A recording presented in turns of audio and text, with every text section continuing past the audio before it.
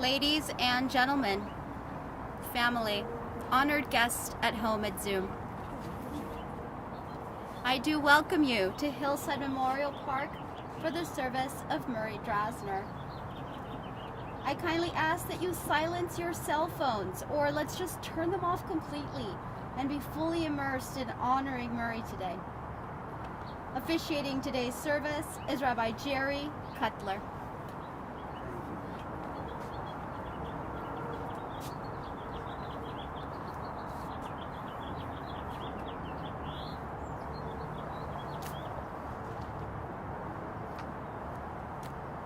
Would you mind if I took this off so you can all hear me? Or Go ahead. I just took a test yesterday and they cleared me. I'm okay, thankfully.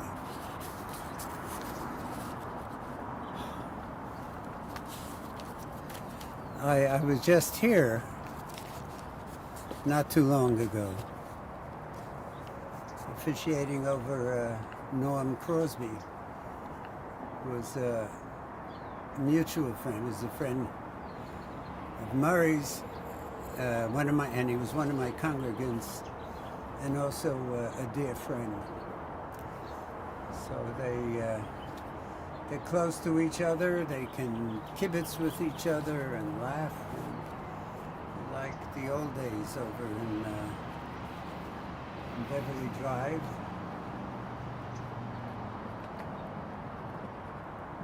And then Crescent. And I was with them even at that time, Murray and my dear friend. I spoke to Mary, and God bless Mary. Even with deep sorrow, she was able to talk to me and tell me a background of Murray, for which I thank you. And you did so beautifully. I will tell you what we discussed in a few moments. But first, some words.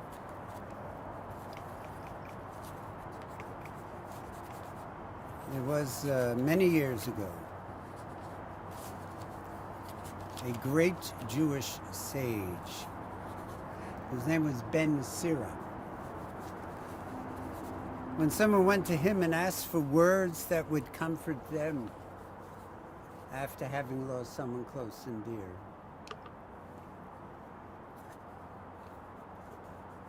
Ben Sira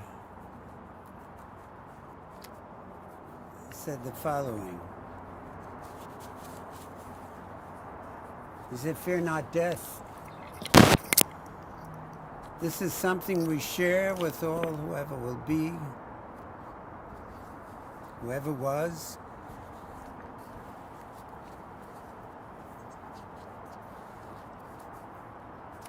Grieve for those who have passed on. Do not hide your grief. Do not restrain your mourning, but remember, continuing sorrow is worse than death. When the dead are at rest, let the memory rest. Be consoled when the soul departs. Death is better than a life of pain, eternal rest than constant sickness. And seek not to understand what is too difficult for you. Search not for what is hidden from you. Be not over-occupied with what is beyond you. For you, my friend, have been shown much more than you can ever understand. As a drop of water in the sea, as a grain of sand on the shore, are a few days in eternity. The good things in life, they last for limited days, but a good name, Murray Drazner. Good name, good guy. And that will endure forever. Forever in the lifetime of our Jewish people, we go back approximately 4,000 years. And during those years, if you're familiar with Jewish history, we moved around a lot. We didn't want to. We were forced out of our homes and habitats, sometimes at a moment's notice. And we'd have to hitch up our wagons to the horses, take on necessities, and go from city to city, from town to town, from shtetl to shtetl, but we always brought our books.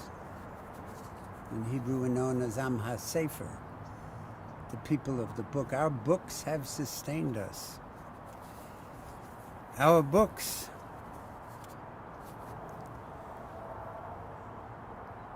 tell us how to conduct ourselves, how to be good people, how to reach out to others. Some good stuff in there. Also a little sense of humor. Every Jew is touched with a sense of humor,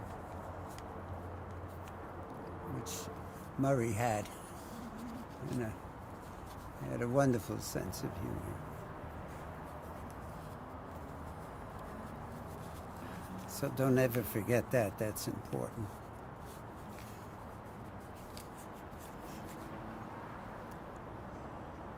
How many of us here never argued with God? We all have argued one time or another with God. That's why God is there. Someone to argue with. Something goes wrong and interrupts our way of life, or the way we want life to be lived. We start yelling at God. King David, our own King David, used to argue with God a lot, our books tell us. Until God finally said one day, he said, you know what? David, you're beginning to bug me. I'm paraphrasing, God didn't actually say that, but and he says, he tells David to go, and now David's very young, to go out to the people, get to know the people, understand the people, and then come back. You'll come back a mensch, and we'll talk, which David does. And he returns to God. He's like a new man. And he writes the 23rd Psalm, which is in your memorial book on page 13. Does everyone have a...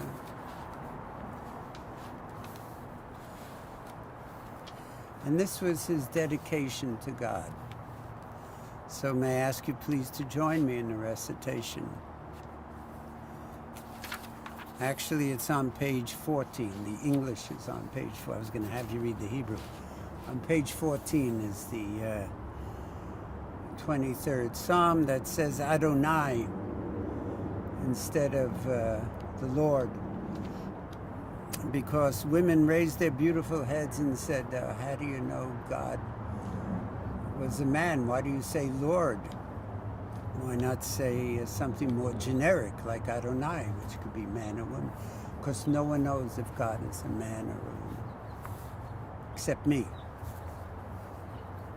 I have 5 daughters. I'm convinced God is a woman. I'm also a traditionalist, so I read what is said. And it's nice that we incorporate women. God bless them. Please join me. Adonai is my shepherd, I shall not want. God makes me lie down in green pastures, leads me beside still waters, and restores my soul. You lead me in right paths for the sake of your name. Even when I walk in the valley of the shadow of death, I shall fear no evil, for you are with me. Your rod and your staff, they comfort me. You have set a table before me in the presence of my enemies. You have anointed my head with oil, my cup overflows. Surely goodness and mercy shall follow me all the days of my life, and I shall dwell in a house of the Lord forever. Forever is a very long time. No one has lived forever. But we have, this is our forever. It's incumbent upon all of us to do something of consequence during our forever. And I know that he was in the armed forces. He was stationed in Germany. And we have two fine gentlemen who will now lead a brief service and present the flag. So I give over the microphone to these wonderful young men.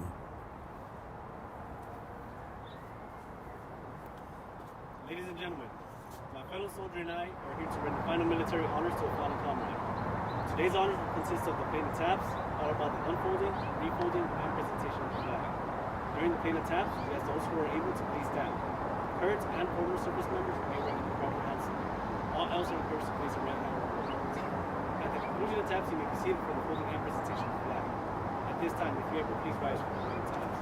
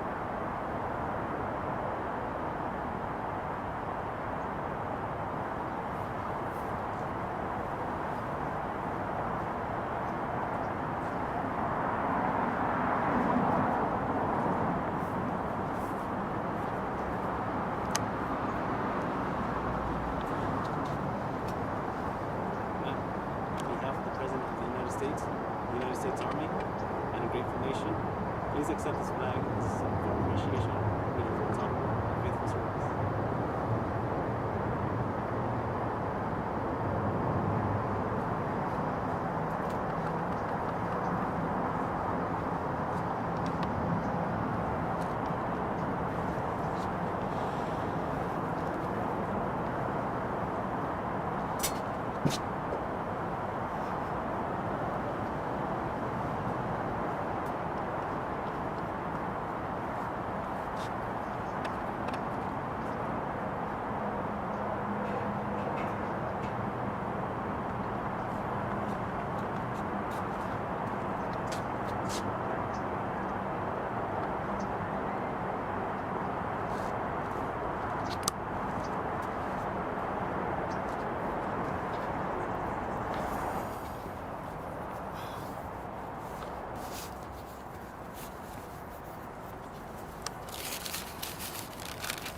As I said, I spoke to Mary,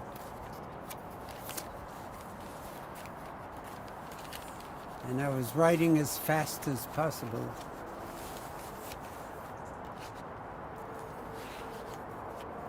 It's very hard to decipher my handwriting, so hopefully I have everything down that she told me, Mary, because you spoke so beautifully and with so much heart about Murray, and I thank you for that. I thank you for sharing.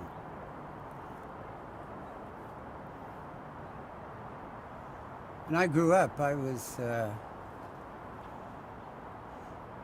grew up in an Orthodox home, very Orthodox. My dad was an Orthodox rabbi. And I'd have to pray every morning, go to synagogue every day, every Saturday and holidays. It was a very religious life for me. And I went to college, was free, did what I wanted. A whole new world opened for me.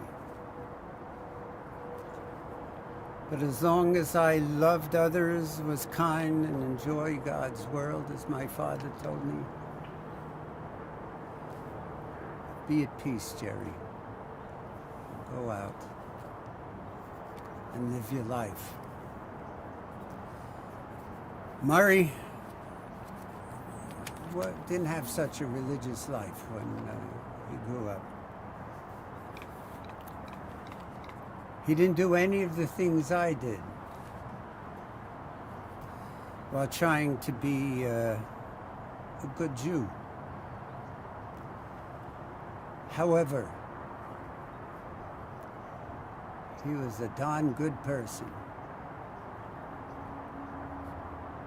I don't think he went to temple every Saturday or observed the Sabbath. In fact, I'm sure he didn't. But that didn't have any effect on him. Because he was, and he always would be, a good neshama, a good soul, a total mensch. He was loving, he was caring, a faithful friend, a good friend. He was honest and caring, and he was cherished. He was cherished by the person to whom I spoke.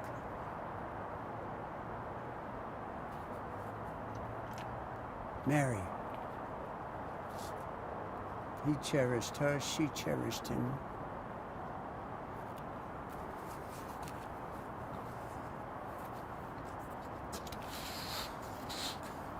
Carolyn was kind enough to write all the children and who they're married to, and let me say it at this time. Mary's children, Gregory, married to Deborah. Steve, married to Ruth Anna. Jane, married to Mark. And Murray's Carolyn to Bobby.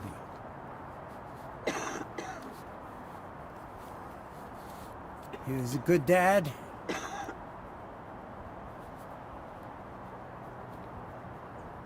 And a wonderful person. It's not often that I know the person I'm eulogizing, but this time I knew him not well. But I had a few lunches with him and knew him and was always laughing. It was a good time. And I was blessed to be with him. He was born in the old country. I don't know how many of you know that, in the Bronx. Bronx, New York. He was orphaned, and this I didn't know, when he was 9 years old. His mother passed away at 9. He spent the next 8 years in an orphanage and foster homes until he was 17, at which time he went out on his own. He worked different jobs to support himself.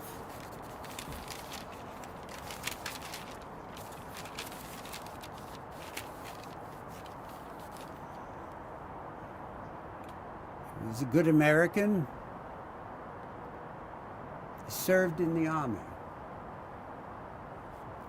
stationed in Germany during the Korean War. Following his honorable discharge, he became a correction officer and realtor.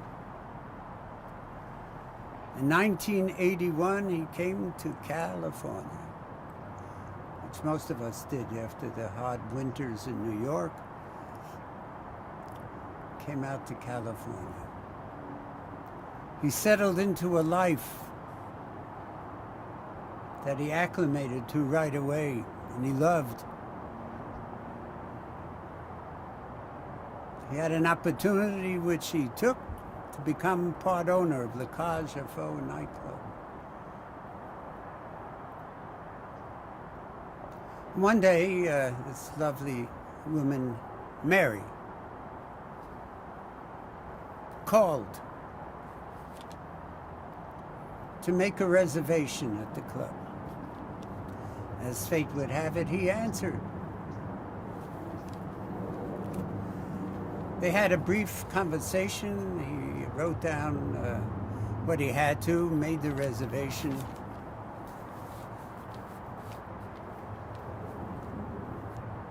When she walked in, he went to see who Mary was because he really enjoyed the conversation.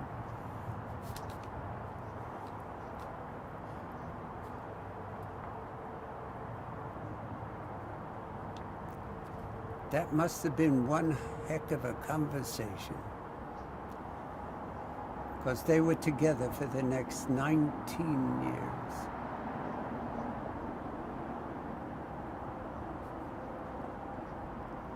After 19 years, they said,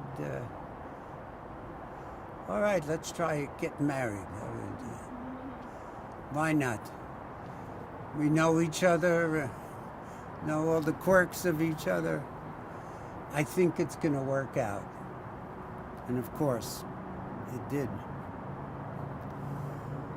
So they went to the courthouse in Beverly Hills. They got married. There was the best man, a guy named Al Martino.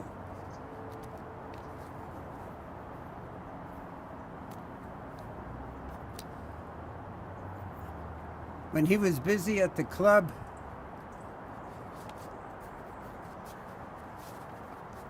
he would go home,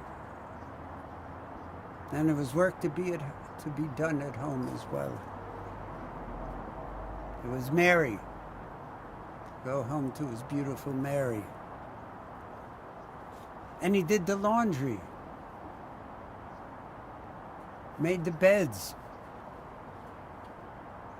helping whenever he could. Don't tell my wife what he was doing, you hear? She'll say, oh yeah, Murray did it, why don't you? But what a, as I said before in Yiddish, a gute neshama, a good soul, this guy. He was caring, obviously, and he loved this little woman very, very much. He also loved celebrities. Was always taking pictures with them. Loved being in their company. His walls at home were filled with pictures. Some and close friends, Al Martino, Peter Falk,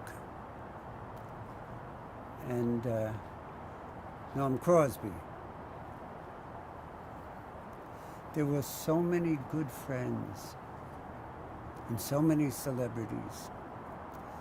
I understand the family is compiling a book titled Who's That with Murray?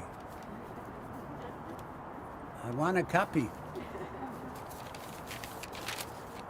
I'll pay for it. After the club closed, Murray got into horse racing. He even had a first place winner at Santa Anita. First place. Murray and Mary, Eminem, and who doesn't love M&Ms? You were loved. Murray and Mary. 40 years. 40 years of love. In California, that's a record. 40 years. Love and happiness together. Mary told me that any time you sat down for a meal with Murray, you could be sure that if there was a napkin, it would become a boot or a mouse. He could also turn a newspaper into a tree. No end to his talent.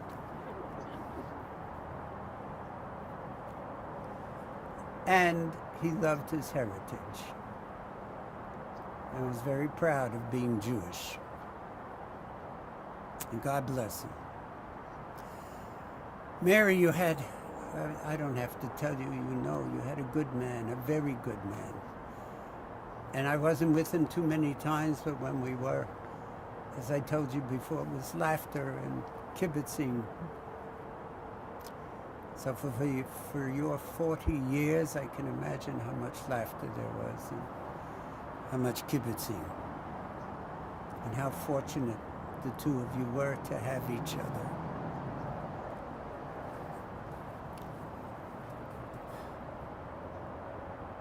The last time I saw him was on Crescent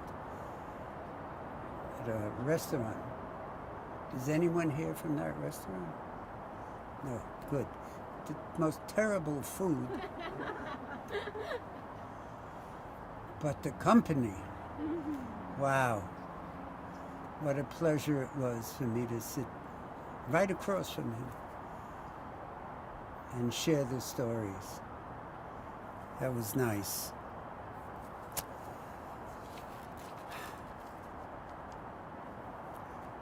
God bless him. God bless you.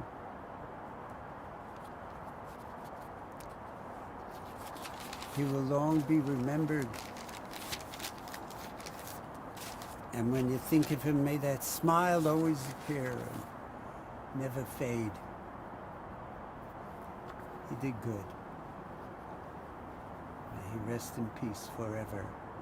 Amen. Gregory?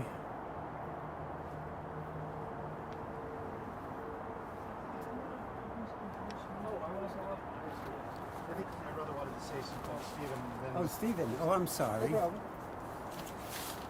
And then Bobby, or, Yeah, I got it down here too. it's okay. Okay, my friend. Gregory, okay, thank you. Yes, by all means. Thank you. I was going to introduce Gregory to come up on behalf of our family, but we all spent 40 years, that's the number, with Murray. And the one thing I wanted to say, or a couple of things I wanted to say was, you can sit there. Yeah, go ahead. The one thing I wanted to say, or two things about Murray, was character. When Murray went to bed, he was Murray. When Murray woke up, he was Murray. And Murray during the day was Murray. And I've never seen anybody like that, with such a strong character and such a consistency. And it was an incredible honor to be with him for that long. And the other thing I'll say is his devotion was unmatched by anything or anyone I've ever seen. And his devotion to my mother was complete, total, and a beautiful thing. And we'll always love and respect and honor him for that. So now, Gregory, do you want to say anything? Okay. Thank you, Steve. I think you don't choose your family, and that's probably a good thing, because we probably wouldn't make good choices, right? If we did what we thought would suit us, it would not be such a good environment. But in the case of Murray, I went to live with Mom and Murray. I think it was about 11 or 12 years old. I came from Florida, and I went to live with them. So, first of all, think about this. Murray, the nightclub owner, Murray, the orphan, Murray is okay with that, right? So that's the first thing. And at first we did not get along, but when I look back on it, I think I had the better end of the deal, actually. And when I look now, and I have the benefit of having had a really great life, and I certainly not good, want to continue just as it has been. You start to think about, how are you reformed? You know, why do I see things the way that I see them? Why do we, whatever, we're formed by our family. And family is a circumstance and a choice of all the involved. And so I want to share with you 3 critical lessons that I was thinking about. I really thought about it since my brother asked me. I was thinking, I think you best remember people if you remember what they taught you, right? Not necessarily how they behaved or how they always were or weren't or this, that, but like what did you come out of that experience learning? Because learning, I think this is Jewish tradition to a certain degree, learning is how we evolve, right? People with a book, right? And so here are 3 lessons that I learned from Murray, told roughly in chronological order. So when I was 11 or 12 or 13, I was not the most well-adjusted kid. We all have a whole bunch of stories as to testament to that fact. And one of the things I was missing was a critical sense of order. I wasn't a very organized kid. I didn't, worse than most. And I remember one time Murray trying to help, because Murray, he was not a pedagogically, philosophically, he was Murray, a very consistent character, but he always cared. And Murray believed in very simple things. And I had never encountered simple arguments or simple things. It doesn't mean he was a simple man, because he actually wasn't. But he believed in very simple things, and he believed good things came from simple things, that if you adhered to them, right, the right thing would happen, Gregory, and that sort of a thing. Here's the first one. First one was, I don't remember exactly what the circumstance. I was trying to find something. I think Mom was mad at me because I couldn't find a thing. It was something I was supposed to have, and I should know better. Murray comes in, and he's sort of watching me, and then he tries to help, and he opens up my drawer, and he goes, "Jesus, Gregory, I was a corrections officer for a number of years. You have the drawers of a junkie." Right? Drawers of a junkie. I remember that moment. So whatever. I was 11 years old. It's 1981 or whatever. I don't even know what a junkie really even is. Right? Here's this guy. You have the drawers of a junkie. I'm like, well, what do you mean? He goes, "Gregory, you can't find anything here." He's like, "Whatever. Gregory, if you just take a thing, whatever that thing is, pick a place for that thing, and tell yourself that this is always where this thing is going to be. Easy. Let me show you. Here's a thing. Now, I know it's there. My car keys. I know where my keys are. I know where these sorts of things. It doesn't have to be complicated, Gregory. Just think of a thing, right? It's easy. Your mother is all about the grades. I don't care about the grades, right? All you got to do is just keep it simple and just put things always in the same place. You'll be happy, right? That was Murray. That was lesson number 1.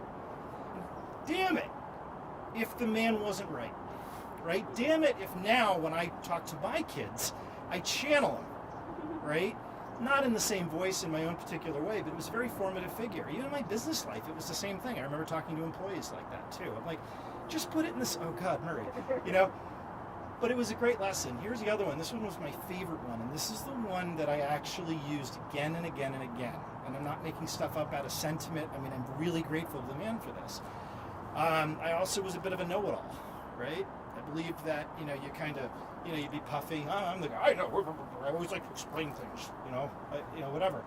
And I remember I was talking to Murray, and he just asked something somewhat innocent. I gave this great explanation or like whatever, and I was, and I just watched his face. It was just kind of like, as I was going, he just let me go. And he goes, Gregory, it is perfectly okay to say, I don't know. I don't know. Say it. I say it all the time. I don't know a lot, you know? Say I don't know. Everybody appreciates that. Nobody likes a guy who's always saying, I know this. Nobody likes that guy, okay? You say you don't know, and you know what will happen? They'll tell you. They'll teach you. You'll learn, right? Try it. You'll like it, you know? It's the second big lesson of Murray. Again, you know, you fast forward to your own life or whatever, you really want to give credit to the man because that turned out to be supremely true. And I'm very happy that I got the opportunity multiple times, not only to make the man fly with me in an airplane. I'm the only guy that got that to happen, right? Because I like to fly and I got him to do it. Not only did he, at 85 years old, get on the zip line with my kids, right? Which also happened to me. And this guy, he would do anything, right? He was a light. And so that brings me to the third lesson, right? I have used a lot of Murray's philosophy, and I got to tell him, I got to say, you know what, Murray, you were right about everything. Because he really was. Because if it's simple enough, it's right. So here's the last one. You guys will all know this one. You'll laugh, particularly if you lived with him. Gregory, you're leaving a room, the lights go, the light switch goes, light switch goes off. I have endured, as you have too, so many lessons where he not only would say it, he would demonstrate it, because maybe you weren't getting it. Did you ever get that? Gregory, off, on, off, on. See what the bulb does? Off, on, off, on. I don't understand it. Why would you want the light on when you leave a room? Off, on, off, on. Very easy. One of the very simple things that if you do, it'll work out. And it isn't even just about the light, Gregory. It's about waste. It's about, like, you know, just it takes so little to do this one thing. So that was another great lesson, and although I have to say I'm not great on the lights, even now, that philosophy also, it's like, yeah, you know, look, maybe I didn't always agree with how you said it or whatever, but by God, you were right about everything. Except one thing, and I'll conclude on this, right? Murray said that when you turn the light switch off, the light went off. In his case, though, the switch is off, but the light stays on, right? Like, honest to God, you know, for me, and for my mother too, you know, as the rabbi says, everybody dies and all of this, but their light does not. You can call that forever, you can call it whatever, but so long as you reflect on what you learned from the person, that person is as alive, at least for you, you know, as they ever were in real life, and will remain so. When you pass those lessons down, you're a changed person, your kids, so on and so forth. So to Murray, I would say, I got you on that one. The switch is off, but the light stays on. And those are my lessons from Murray.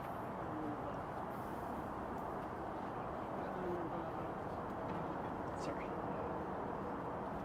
Should I introduce one more?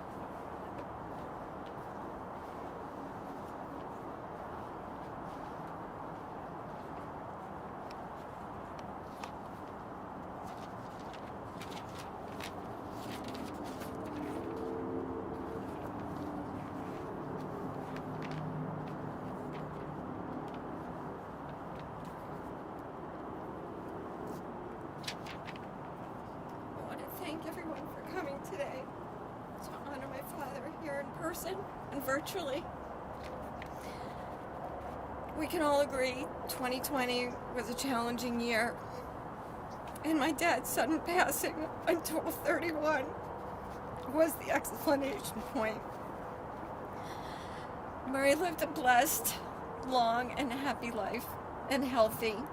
Yes, he had a difficult beginning, but those experiences shaped him, his personality, his quirks, and how he lived his life. I recently listened to an interview that Lindsay had done with him, and it prompted questions to have him reflect on his life.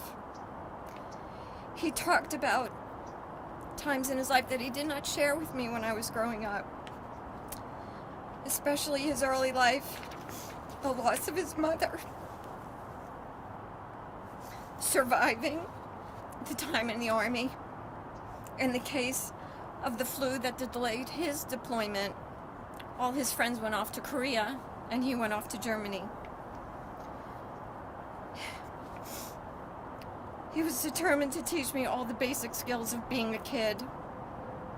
I have memories of him teaching me how to ride my bike, encouraging me to get over my fear of the water, and of course, throw a ball. I remember one day I fell off my bike, and I came in crying, and my knee was bleeding. And he patched me up, because in the Army he was trained to be a medical technician and learned the basic procedures. He also made me a Purple Heart to help me make me feel better. He taught me the games of football, baseball, and basketball. He took me to major league games. I often brag I saw Joe Namath play in person. It was a cold and windy day, and we know how he hates the cold and the wind. I begged him to stay because he wanted to leave, but he stayed. He had street smarts and can size up people very quickly. He can tell if you were genuine or a fake. He was guided by simple basics of right and wrong, and they were from his Jewish upbringing. My father had dreams of coming to California, and he made them come true in 1981. Shortly after arriving, he met Mary. She ignored all his grumbling, and off they went, and together they created a beautiful life. Murray was many things to many people. To me, he was a proud grandpa. He loved Alana's red hair, and he wanted her to be a model. He named his first racehorse after her, Alana Star. He was a kid at heart and enjoyed playing with his grandchildren. You can count on him to give them a toy that was made noise and needed batteries. He was a collector and saver of stuff. And when he gave Alana a collection of Power Ranger action figures, he said, "Keep them, they'll be worth something someday." We still have them stored away. He gave Matthew Lionel train sets and the same advice. "Keep them, they'll be worth something someday." He was reliable. He called every Sunday at 3 o'clock.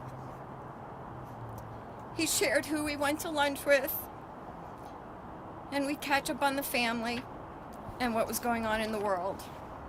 It was something I looked forward to each Sunday.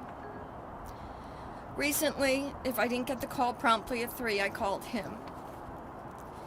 He always started the conversation, "Hi, Carolyn, it's me." I always thought that was funny. I could recognize his voice anywhere. While cleaning out his desk last week, we found his business cards. Printed on them was, "It's me." That was his sense of humor. Under COVID, the conversations changed. Nothing much going on, same as last week. The weeks are just flying by.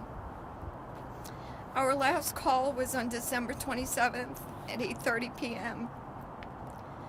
I had lost phone service due to the explosion in Nashville on Christmas Day. He had sent me a text asking me if we had received our service back. I called him to let it know it was, and that call lasted for 13 minutes. I thought I would speak to him again on New Year's Day, and we'd wish each other a Happy New Year. I will miss our calls on Sunday.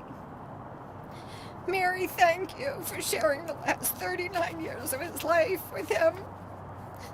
They were filled with love, family memories, and travel adventures.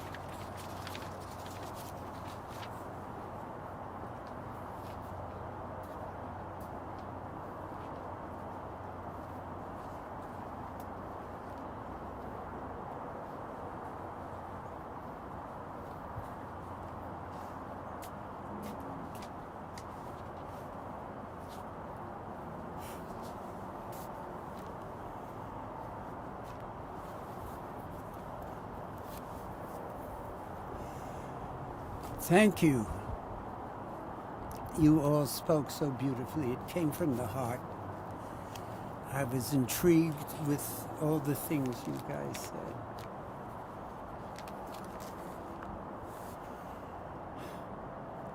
I know it was difficult, but you rose to the occasion. And if anyone deserved it, Murray did. So God bless you.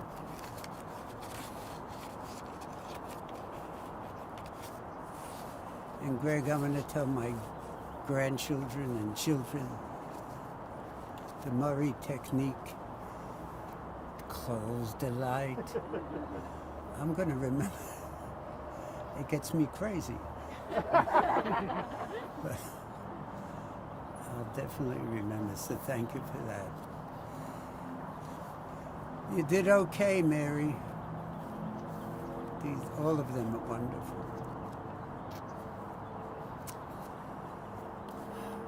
I will continue with the service, everyone. El Malei Rachamim Shochen B'Mromim, exalted and compassionate God.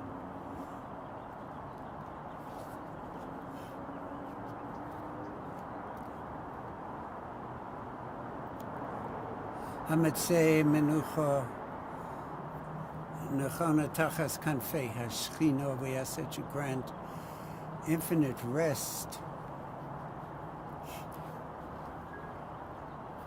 Malos Kudoshim Etorin Gozor Kia Masirim.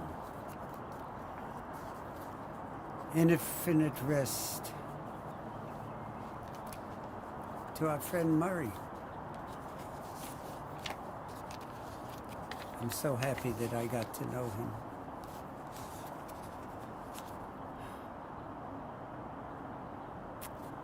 Murray Drazner, gone to his eternal home.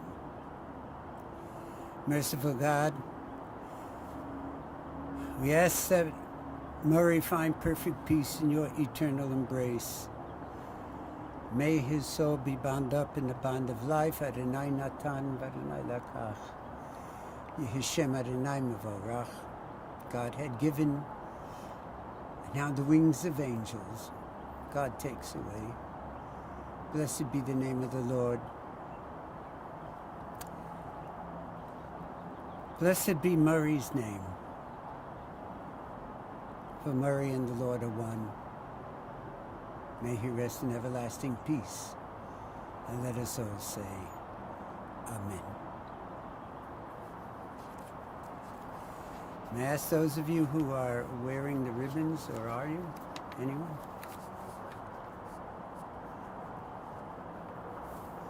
No ribbons, okay. In that case, may I ask you please to rise. The last prayer that we will say today is the mourner's prayer.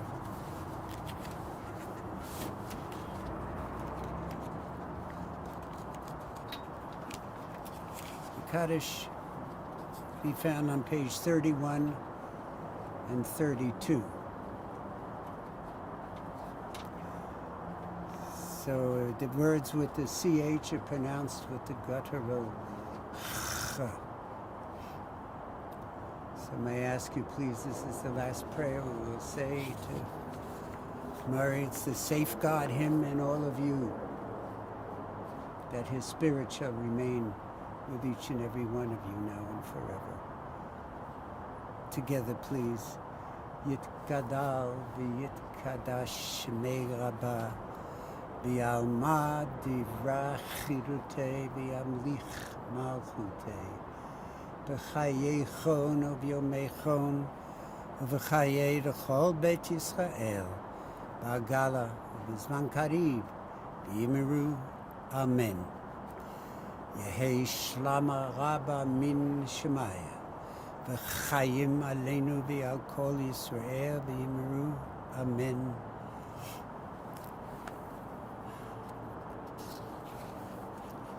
Yitbarach v'yishtabach v'yitpa'a v'yitromam v'yitnaseh. V'yitadeh v'yitaleh v'yitalal shemei dekudusha b'chu. Le'elav mikol b'chata v'shirata. Toshbachata v'nechemata. Dameram b'yalma v'yimiru. Amen. Yehi shlama rabba min shemaya. V'chayim aleinu v'al kol Yisrael v'yimiru. Amen. Oseh shalom b'mromav hu ya'aseh shalom. Aleinu v'al kol Yisrael v'yimiru. Everyone, please. Amen. Our service is over. Your love for Murray, that goes on. That never diminishes. So may you all have great memories of Murray.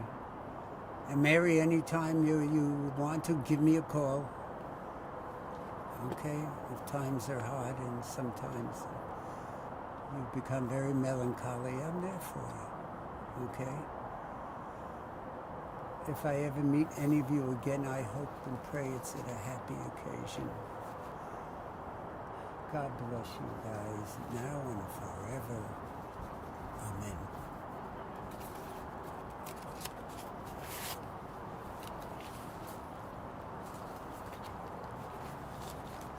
Stay well, everyone. Wash your hands often. Stay away from people. Wear the mask at all times. We shall overcome.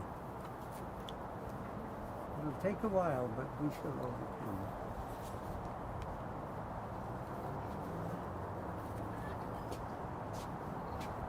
God bless you.